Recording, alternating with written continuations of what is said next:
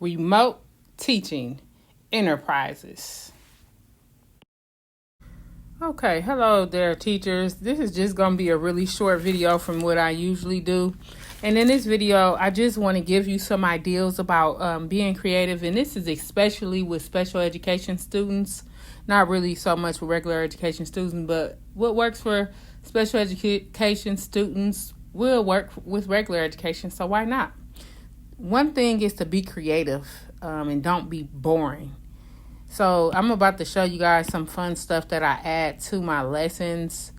I'm going to go into my photos and just show you what I put onto my lessons that's just for entertainment. So something like this. Like, I play video games and I clip up and edit for one of my YouTube channels. So I'm not saying you have to go play games, but just think of something that you do. It doesn't have to be video games, but something that you do that's really exciting to your kids, that they would really get a kick out of, or something that would just make them really want to watch your lessons and kind of just get their attention. So before my videos, sometimes I play a few of these highlights and then I actually start the lesson. So that's just one ideal.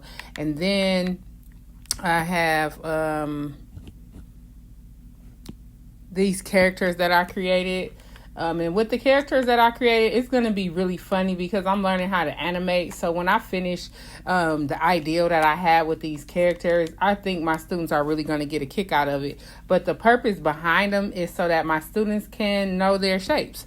So I have circle here, I have pentagon, and then I have hexagon, pentagon, circle, and triangle. And so this is really all just to kind of help my students.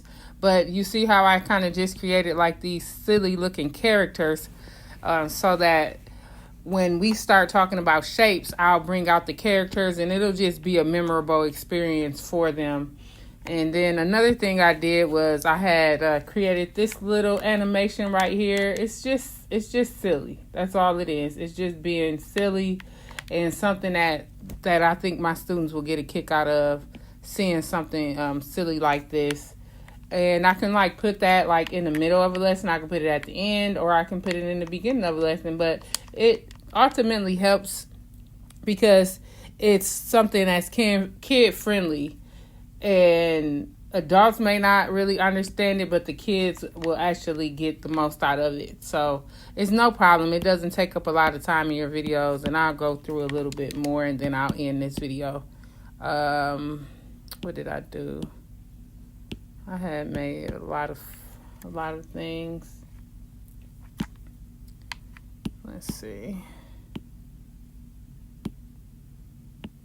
This right here was one of the characters that I had created called Green Bean. So like I started the lesson. I'm just going to show you guys a little bit of the lesson. So like I'm talking about plants and things like that. And that's basically my nature channel. So like I'm going to show my students like a series of videos of me in the garden. So as you can see, I had that little character in the garden. And that's what I was creating. Here's something else in Procreate. Let me get out of here and go into Procreate so you guys can see.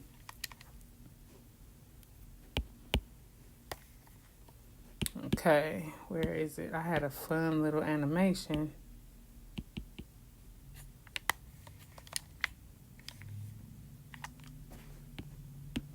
Okay, here's something cool right here. Okay, and that was really quick. That was just a really quick little animation that I did. Oh, and here's the one in the garden. This one right here. And it took me forever to create this, even though it's really silly. My students will get a kick out of something like this. Like when I start talking about getting in the garden and planting seeds and how seeds grow and things like this. I'm just putting some of that into the lesson just to make it fun. And you don't have to take it like forever. You don't have to take up all your time. Just do something that you think your students will get a kick out of. And all students are different. So whatever you think for your students, just do that.